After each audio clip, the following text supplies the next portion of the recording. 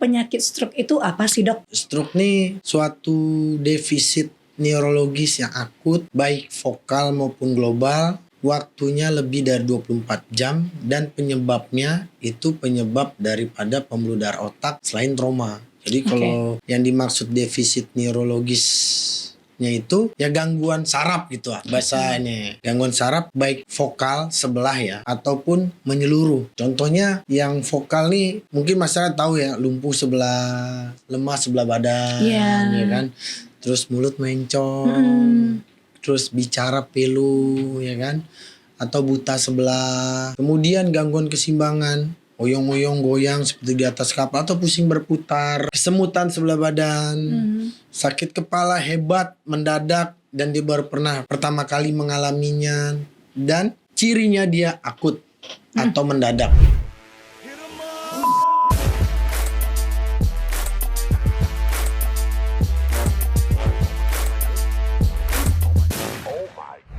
Assalamualaikum warahmatullahi wabarakatuh.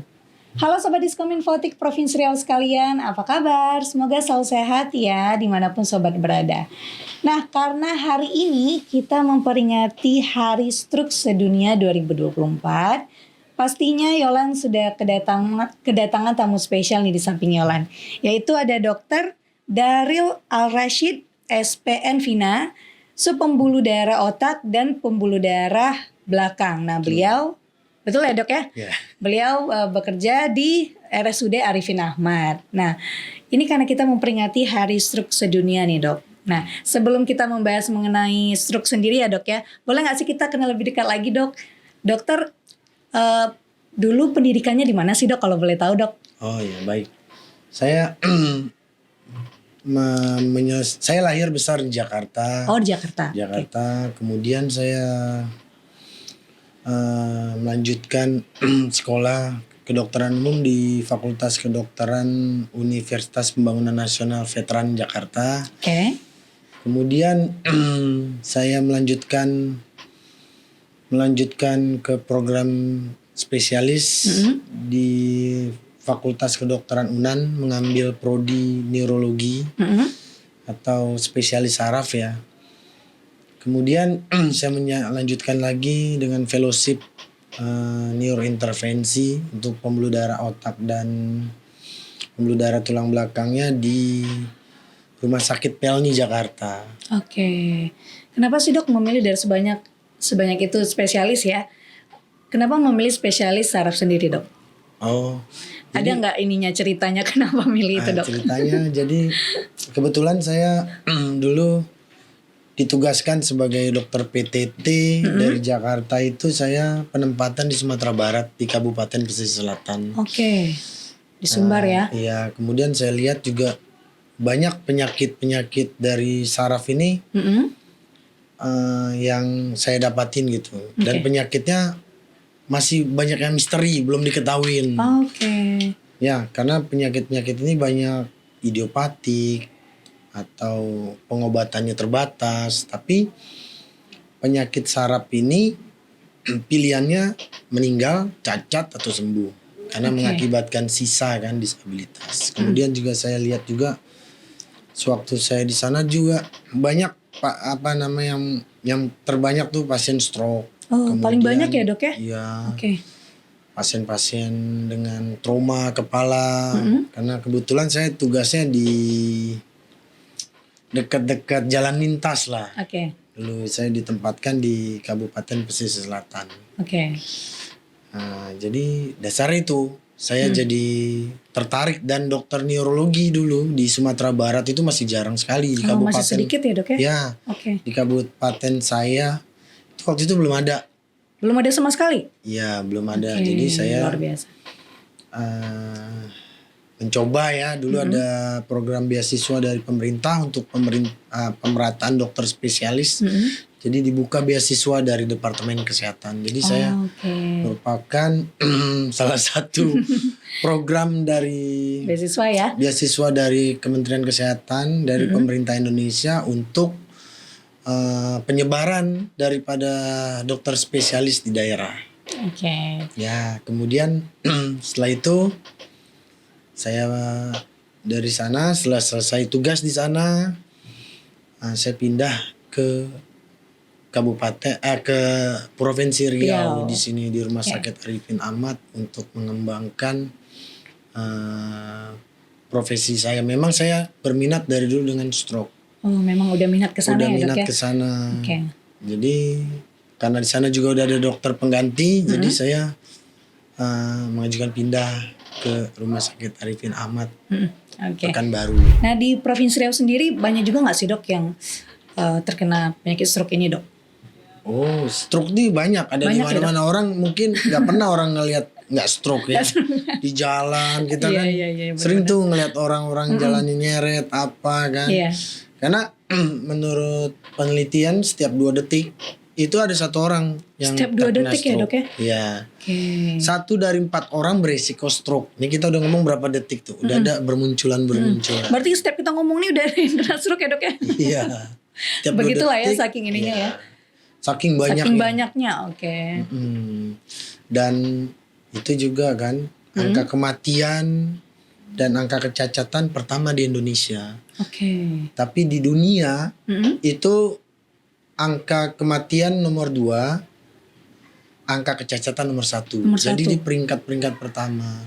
Oke. Jadi oleh dasar itu kita pemerintah melalui Kementerian Kesehatan sangat concern terhadap stroke dan memasukkan stroke ini sebagai program unggulan KJSU, kanker, jantung, stroke dan urologi untuk dimasukkan program unggulan ya. pemerintah. Karena stroke ini kita bicara kecacatan dan kematian. Iya. Contoh misal orang dengan stroke, dia keluarganya menengah ataupun keluarganya udah strata tinggi gitu kan. Nah, itu kalau dia menengah bisa jadi bawah lagi stratanya kan. Jadi akan menambah beban kos pemerintah ya. Apalagi stroke juga, apalagi kalau kena tulang punggung kan laki-laki ya. Laki-laki karena banyak di sini yang terkena laki-laki. Laki-laki ya, Dok ya? Jadi bebannya tuh akan kita pemerintah mau menanggung anaknya, kemudian istrinya. Ya kan. Karena Terus tulang dia punggung sendiri, keluarga nih ya, Dok ya. Karena tulang punggung. Jadi concern di sana jadi pemerintah. Oke, berarti stroke ini menjadi yang paling diutamakan juga lah, difokuskan salah juga. Satu program unggulan. Iya, salah satu program unggulan selain mungkin kanker dan lain-lain ya, Dok ya. Nah, mungkin di sini Sobat Diskominfotik sendiri belum mengerti banyak nih, Dok, mengenai penyakit stroke. Nah, mungkin boleh nggak sih dokter jelasin sedikit ya, sebenarnya penyakit stroke itu apa sih, Dok? Oh ya, jadi stroke ini suatu defisit neurologis yang akut, ya, baik vokal maupun global. Waktunya lebih dari 24 jam dan penyebabnya itu penyebab daripada pembuluh darah otak selain trauma. Jadi kalau yang dimaksud defisit neurologisnya itu ya gangguan saraf gitu lah bahasanya. Gangguan saraf baik vokal sebelah ya ataupun menyeluruh. Contohnya yang vokal nih mungkin masyarakat tahu ya, lumpuh sebelah, lemah sebelah badan, ya kan. Terus mulut mencong, terus bicara pilu, ya kan. Atau buta sebelah. Oh, ada yang buta sebelah juga ya, Dok ya? Ada buta sebelah. Jadi dia ngeliat pandangan sebelah ada yang kosong atau dia bergejalanya sering tersandung di sisi kanan atau kiri. Oke, itu karena tidak keseimbangan atau gimana, Dok? Bukan, karena dia gelap. Ngeliat pandangan tuh gelap sebelah. Jadi ada yang gelap sebelahnya yang sebelah kanan, ada yang gelapnya sebelah kiri. Jadi dia jalan tuh sering tersandung lah. Kemudian gangguan keseimbangan, oyong-oyong goyang seperti di atas kapal atau pusing berputar, ya. Kesemutan sebelah badan, sakit kepala hebat mendadak dan dia baru pernah pertama kali mengalaminya dan cirinya dia akut atau mendadak. Seperti kita nih ngomong sehat kan, sehat bugar ya kan. Tuh kok si mbaknya kok ngomongnya pilu ya saya dengar kan. Oh, bisa mendadak gitu juga ya? Mendadak dari sehat. Oke. Itu ciri daripada pembuluh darah. Oke. Tiba-tiba pilu aturan, oh tadi pagi dia nggak apa-apa misalnya kan, atau malam tadi nggak apa-apa, dia tiba-tiba merot wajahnya, mulut mencong, bicara pilu, lemah anggota gerak, atau jalan suka nabrak-nabrak. Tapi ada kata-kata tiba-tiba. Oke. Nah, lebih dari 24 jam. Kalau kurang dari 24 jam, ya kan? Kurang dari 24 jam itu namanya TIA atau serangan stroke selintas aja. Oke. Nanti dia normal kembali. Oh, Nah, kan normal lagi ya. Dengan itu, waktu yang singkat juga, Dok? ya dalam waktu yang singkat. Nah, itulah kadang orang diurut-urut kan. Datang sama tukang urut. Sebenarnya dia cuman selintas saja. Oh, dibilang dia bagus tuh, berobatlah ke dukun itu kan. Padahal emang bentar aja. Kadang memang gejala klinisnya seperti itu, gejalanya seperti itu. Tiba-tiba merot, ya kan, ke dukun itu ditampar-tampar misalnya kan. Balik atau sembuh balik. Tapi itu udah suatu serangan stroke selintas itu. Kalau kita nggak atasin, akan menjadi nantinya bisa serangan stroke yang menetap. Itu alarm tubuh kita itu. Itu yang harus diwaspadai. Gak boleh dibiarin ya kalau walaupun cuma selintas gitu aja ya, Dok. Harus jadi concern juga untuk kita gitu ya. Gampang itu. Ataupun global, nggak sadar. Ya kan? Tiba-tiba misalnya mbaknya, wah, langsung mendadak nggak sadar ngorok gitu kan. Kan kita sering tuh juga ada, itu biasanya stroke usia muda, dia pecah pembuluh darahnya misalnya kan, ada kantung dia pecah pembuluh darahnya, jadi tiba-tiba nggak sadar, atau kejang umum, atau bisa juga apa namanya, kebas gitu termasuk ini nggak sih? Kebas bisa. Gejala stroke kayak itu kebas tangan. kesemutan, tapi sebelah. Itu gejalanya. Nah itu beberapa gejala ternyata banyak ya, Dok ya. Ada yang mendadak ternyata, bukan mendadak, bukan. Ada yang mendadak, memang harus mendadak. Dari sehat, sakit, ada gejala saraf, yang tadi saya sebutkan. Nah dari semua yang terjadi lah ya, sebelum kita tahu bahwa itu stroke. Nah penyebabnya apa sih, Dok? Penyebab terjadinya kayak seperti kebas, kesemutan dan segala macam itu. Baik. Jadi stroke itu kita bagi dulu ya. Dia ada yang penyumbatan, kita sebut stroke infark. Ada yang pecah pembuluh darah. Jadi intinya kelainan pembuluh darah. Bisa tersumbat atau bisa pecah. Nah, yang tersumbat dan pecah itu ada faktor risikonya. Kita bagi ada yang besar, ada yang kecil. Faktor risiko mayor risk, ada yang minor risk. Jadi yang mayor pada stroke itu diabetes melihat kencing manis. Kemudian hipertensi kemudian juga. Riwayat stroke sebelumnya. Udah pernah terkena stroke gitu ya? Udah pernah terkena stroke, itu bisa berulang terkena stroke, ya. Kemudian bisa juga kena penyakit jantung, kelainan katup jantung, kelainan irama jantung. Itu biasanya terjadi paling banyak usia muda itu, yang kelainan jantung tuh.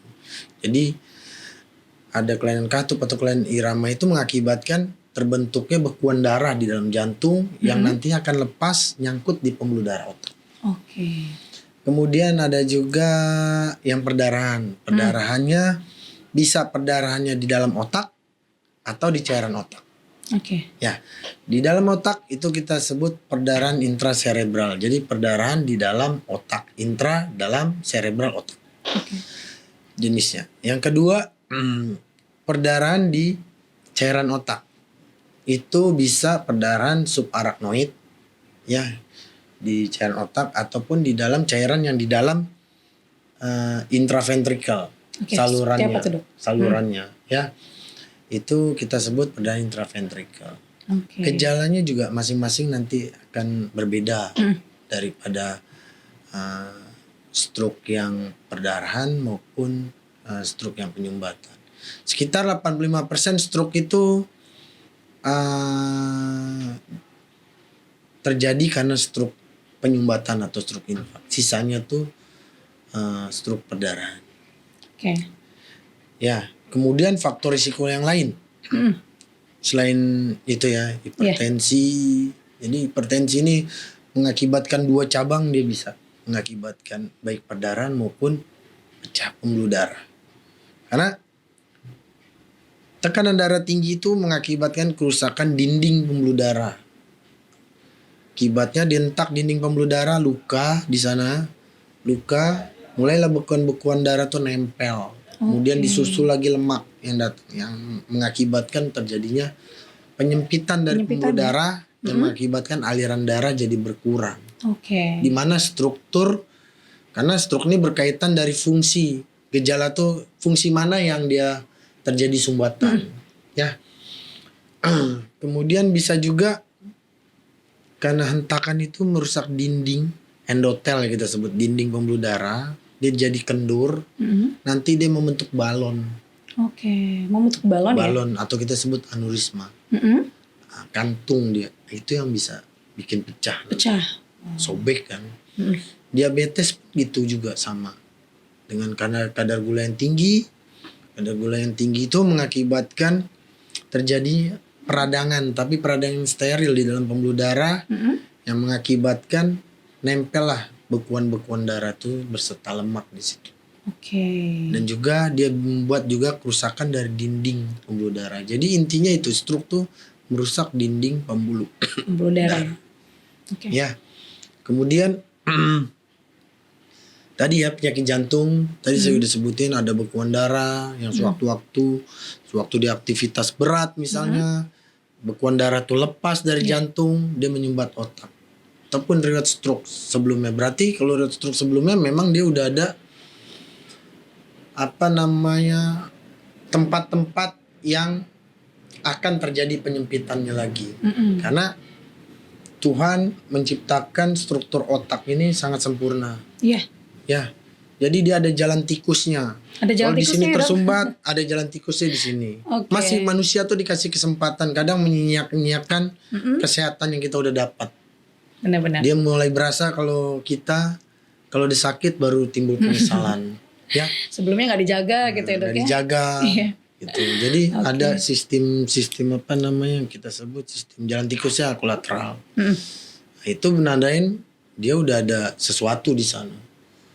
Ya kan? Kalau sekarang dia ringan bisa jadi berat. Kalau misalnya jalan tikusnya juga tersumbat, udah nggak ada lagi jalan masuknya dia. Nah itu dia. Kemudian faktor minornya seperti kolesterol, asam urat, terus penyakit-penyakit autoimun. Autoimun maksudnya ya dok ya? Bisa. Jadi dia menyerang sistem kekebalan kita, menyerang pembuluh darah kita. Sebenarnya dia kan nyerang benda asing kan? Iya. Penyakit kuman-kuman, virus, bakteri. Ya, kemudian asam urat yang tinggi, bisa juga obesitas. Ya. Nah, seperti itulah. Umur, usia, genetik juga bisa.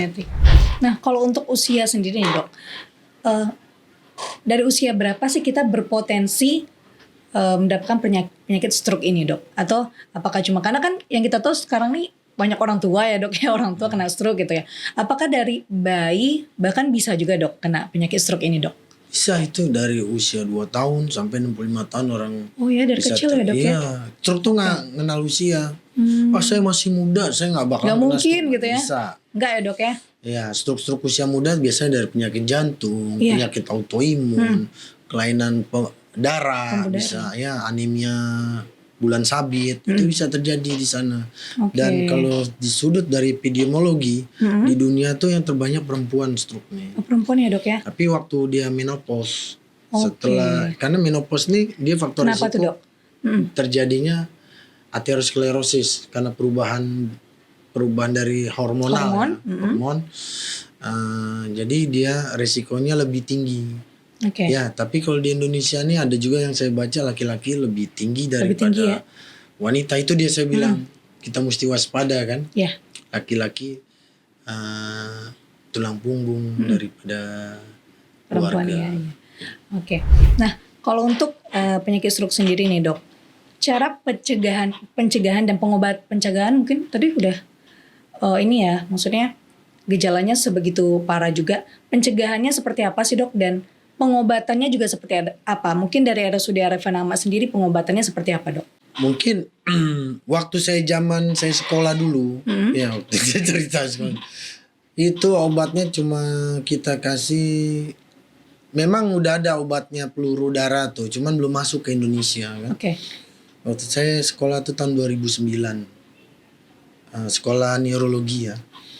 Itu belum ada obatnya, cuma anti agregasi trombosit untuk mencegah pelengketan daripada bekuan darah. Kemudian obat-obat kita kasih vitamin otak, sekedar itu aja. Jadi sekarang dengan berkembangnya waktu, obat-obatan, terus kecanggihan daripada terapi, daripada perkembangan pengobatan stroke ini berubah paradigmanya. Oke, banyak berubah ya, Dok? Banyak ya? berubah. Iya, benar. Karena stroke ini berhubungan dengan waktu, time, Oke. waktu. Oke. Jadi kenapa berhubungan dengan waktu? Tiap 1 detik ada 32.000 sel saraf yang rusak. 1 jam itu ada 714 kilometer sel melin yang rusak. Bolak-balik kita main ke Padang, nah itulah kalau 1 jam. Oke, yang suka touring berarti nih, Dok, ya? Sekitar segitu tuh, bolak-balik. Berapa luasnya? Kalau di 1 jam, 1 detiknya 32.000. Jadi kita berpacunya dengan waktu. Dengan waktu ya. Bukan berpacu dengan melodi. Ya. Ya, stroke tuh berpacu waktu karena kaitannya dengan itu. Oke. Dengan waktunya kita bekerjaan waktu. Jadi pengobatan terkini ini udah tersedia ada di Rumah Sakit Arifin Ahmad karena kita sudah membentuk tim coach stroke. Oh, udah ada tim sendiri ya, Dok? Ada tim Luar sendiri. biasa. Itu terdiri dari dokter umum, perawat, kemudian dokter spesialis saraf, dokter spesialis bedah saraf vaskuler, dan semuanya itu udah terbentuk. Karena kita mesti mengejar waktu. Iya, benar. Mulai dari pasien masuk, kita mengejarnya tuh paling lama tuh 1 jam. 1 jam, oke. Itu target kita. Mulai dari masuk dia ditanya jawab, diperiksa darahnya, darah keluar, kita CT scan ya. Kemudian kita masukin ada gak kriteria untuk pemberian obat-obatan daripada stroke terkini. Ya. Jadi pengobatan stroke terkini itu yang pertama tuh dengan altiplase. Oke. Jadi dihancurin bekuan darahnya tuh. Kalau stroke penyumbatan ya, ternyata stroke penyumbatan. Kita bicara stroke penyumbatan. Tapi kita terbatas waktu. Oke, gimana tuh, Dok? Di bawah 4,5 jam. Ya. Kalau misalnya 4,5 jam kita lewat infus. Bekuan darahnya tuh. Sudah lewat. Misal waktu alhamdulillah Arifin Ahmad nih ruang cath labnya banyak, ada 3 ya? kita. Yang beroperasi sekarang udah 2. Oke. Insya Allah ketiga-tiganya akan beroperasi. Jadi itu waktunya 6 jam. 6 jam? 4,5 sampai 6 jam kita masukin ke kateter. Oke, masukin ke Lewatin kateter. kateter, kita lihat di mana sumbatannya, nanti tampak kan dengan batuan kontras. Ya. Di mana tersumbat, nanti kita tembak dengan obat peluru darah tersebut. Oh, langsung ditembak ke area itu ya, Dok, ya? Jadi angka keberhasilannya untuk dengan lewat infus lewat vena, ya itu ini dia menariknya. Kalau di bawah 3 jam, 1 dari 3 berhasil sembuh sempurna. Sembuh sempurna. Sembuh total ya, Dok, total. ya? Luar biasa. Mestinya secanggih itu ya tadi sekarang saya ya. hadirin juga ya, ada pasien saya nih yang berhasil biar biar mungkin testimoni next time gitu ya. Boleh. Jadi diceritain gimana ya. Udah lewat 3 jam, 3 sampai 6 jam. Itu 2 kali lipatnya. Oke. 1 dari 6. Nah, cobalah bayangin. 1 dari 6. Jadi dari 6 orang 1 yang berhasil. Memang harus bekerja cepat waktu. gitu. Okay. Kejar waktu. Ya. Kemudian dengan tadi lewat kateter, ya kan? Dengan kateter itu 1 dari 7 orang. 1 dari 7. Karena dia udah kelamaan juga kan? Iya, udah berapa makin lama juga. makin ini. Cuman masih ada lah solusinya kita berikan. Kemudian nanti waktunya lagi lewat, ya kan, 6 sampai 24 jam. Itu kita bisa lakukan penarikan dari bekuan darah. Tapi semua ada kriteria-kriterianya. Dengan penarikan, ya, dengan penarikan bekuan darah tersebut 1 dari 5 berhasil. 1 dari 5. Tetap kita mesti cepat segera tuh dengan infus dulu, IV trombolisis namanya. Di bawah 3 jam 1:3. Dan 1 dari 3 orang berhasil.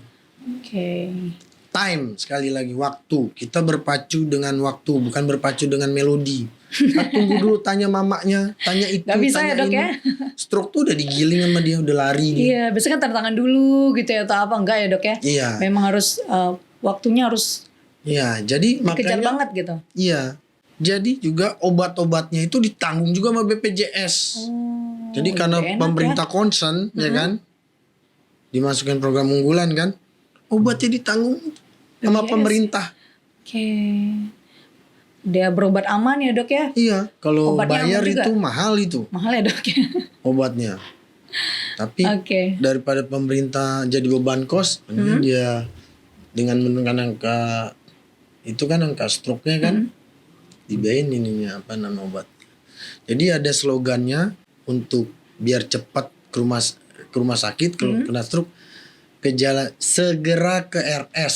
Segera ke RS gitu. Ada gejala yang akut yang saya bilang tadi, ya kan, yang tiba-tiba awalnya dia sehat, segera ke rumah sakit. Senya tuh senyum. Nah, lihat senyum pertama senyum, ya. Saya lihat mbaknya kan kok senyumnya merot nih kan. Tadi enggak, tadi simetris nih kan. Langsung diperiksa nih ya. Ini cepet lah mbak ke rumah sakit. Ya kan? Senyum ya. Senyumnya. Terus G-nya gerakan. Nggak aktif kanan atau kiri. Kebas maupun kesemutan ya, Dok, ya? Benar. K-nya kesemutan. Kesemutan. Sebelah badan ada, tadi bilang kesemutan. Kebas sebelah badan, ya. Terus segera ya, segera udah. Ranya tadi segeranya bicara pelo. Bicara pelo. Ya. Ke-nya ke rumah sakit kan, ke RS. Ke-nya kesemutan sebelah badan. Ya. Terus R-nya rabun. Rabun sebelah. Nah, gejalanya kok nih papa, ibu, kok jalan kok jadi sering nabrak-nabrak yang kanan kiri ini kan. Mau kamar mandi awalnya kok enggak ya, normal-normal aja. Pokoknya gejala semua itu tiba-tiba.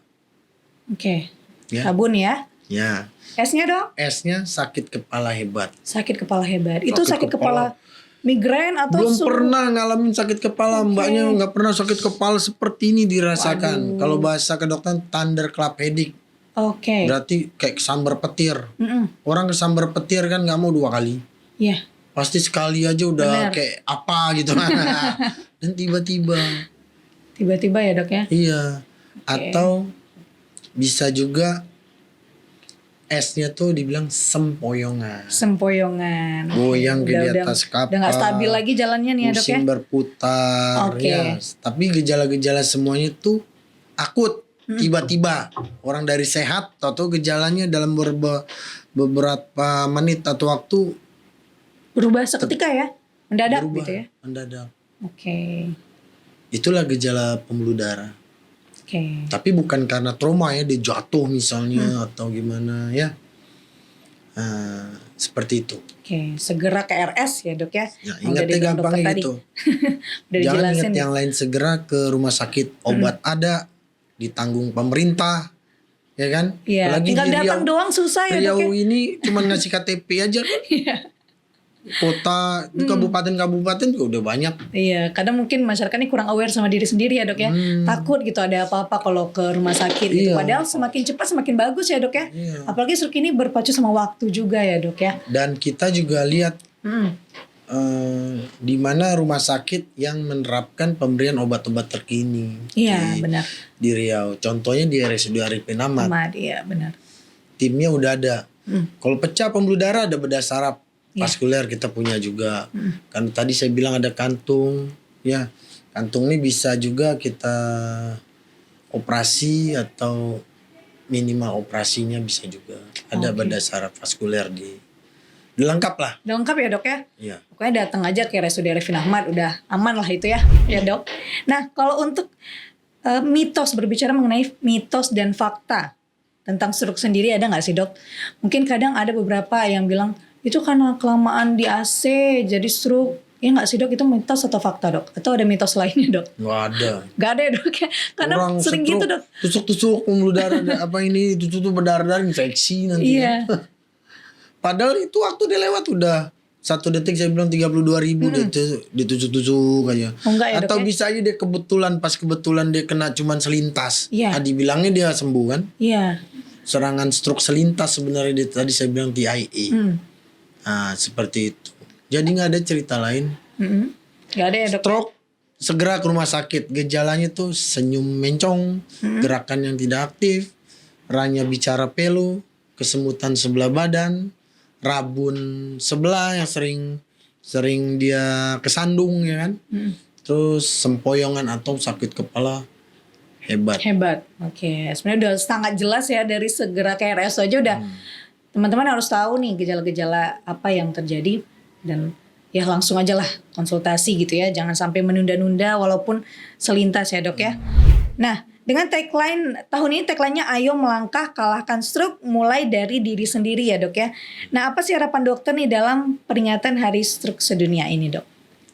Jadi harapan kami ya seluruh dokter spesialis saraf ya, pasien lebih aware terhadap stroke. Jadi setiap tahun diperingatin agar pasien tuh aware. Ya. Apalagi sekarang stroke ada obat. Iya benar. Kalau dulu saya cuma obat anti agregasi trombosit aspilet gitu kan. Itu angka keberhasilan 1 dari 77 orang. Wow. Dulu Lebih kecil lagi ya. lebih kecil. Sekarang Peluangnya 1 lebih dari kecil. 3. Iya. Sebenarnya nggak ada alasan lagi. Di rumah sakit kita udah lengkap tersedia. Tinggal cepet aja kenalin gejala, langsung ke UGD rumah sakit. Iya.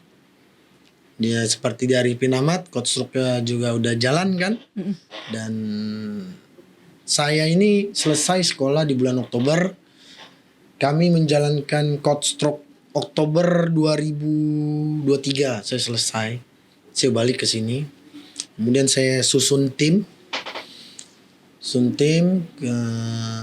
Kebetulan saya ketua coach stroke di RSUD Arifin Ahmad. Jadi kita ada dokter di situ, ada dokter bedah saraf, dokter patologi klinik, dokter radiologi, dokter umum. Oh, banyak ya dok? Iya, perawat. Jadi kita buat tim. Saya latih mereka perawat, dokter UGD-nya, karena sistem coach stroke ini garda ke depan dokter umum. Iya. Karena di GD kan dia nangkap nanti. Paling depan ini gitu ya. gejalanya. Ataupun nanti di bangsal, pasien bangsal ternyata ada pasien hipertensi dirawat. Dia belum ada stroke. Bisa aja pas waktu perawatan dia kena stroke, kita nggak bisa tahu stroke itu kapan datang ke kita kan. Januari saya mulai jalanin coach stroke ini. Udah ada sekitar 25 orang. Wow. 25 orang. Alhamdulillah sekitar 22 orang berhasil sembuh dan ada perbaikan. Oke. Ya. Sisanya tuh dia udah sembuh, serangan stroke ulang. Terulang lagi ya. Biasanya tuh yang pembuluh darahnya udah banyak kelainan karena diabetes, hipertensi. Dan disinilah peranan kami neurointervensi dari sub bagiannya dari spesialis saraf. Kami bisa mendetek pasien yang misalnya resiko dia sekarang kena stroke, resikonya ke depan terkena lagi dia gitu terkena ya? lagi berapa persen, itu kita bisa pasang kayak di jantung. Kita pasang cincin di pembuluh darah atau kita pasang balon untuk dilebarin pembuluh darah mana yang nyempit. Nah di sini kita cath lab sudah ada 3, memang beroperasi baru 2 ya. Dok. Jadi mungkin ya mengurangi daftar antrian ya. Jadi kita bisa intervensi situ, ataupun nantinya kita dari divisi vaskular kita bisa mendeteksi secara dini orang belum kena stroke dengan suatu alat namanya transcranial Doppler TCD. Alat itu udah ada di rumah sakit. Apa tuh, Dok? RC udara Arifin Ahmad. Jadi kita bisa lihat nanti ditempelin di mana pembuluh darahnya kan, pembuluh darah di otak. Nanti kita lihat aliran darahnya. Kalau dia deras, dia gelombangnya akan tinggi-tinggi. Oke. Nah, disitulah kita kasih obat sebelum dia terkena stroke. Atau kita lihat nanti di sini pembuluh darah besar ya, arteri karotis di sini udah ada plak, ada kolesterol, bekuan darah nanti tampak di situ. Oke. Kelihatan juga ya, Dok ya? Kelihatan nanti. Keren. Kelihatan. Ini gimana nih? Jangan sampai dia lepas. Lepas jadi stroke kan? Nah itu kami bisa stand, pasang apa namanya cincin lah. Kalau orang awam bilang kan cincin di sini. Atau kalau misalnya wah ini dengan obat, kita kasih obat. Nanti kita bisa evaluasi. 6 bulan kemudian gimana? Ada Step 6 bulan ya, Dok ya?